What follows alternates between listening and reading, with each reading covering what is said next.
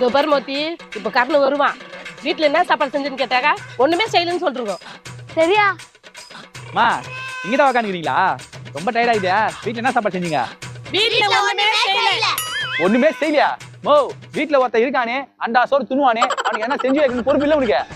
பொறுப்பெல்லாம் இருக்குது, கடையத்துக்கு பருப்பு இல்ல. பருப்பு இல்லையா? சரி சாப்பாடு மட்டும் செய்ய வேண்டியதானே? தண்ணி ஊத்தி கஞ்சி குடிப்பேன்ல.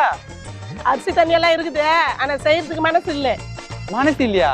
அப்ப என்னதான் சாப்பாடு செய்யறதுக்கு உங்களுக்கு மனசு வரும்? ஓர பாம்பாச்சு குழம்பு வைக்கலான்னு இருக்கிறேன், ஆனா பாம்பு தான் இல்ல.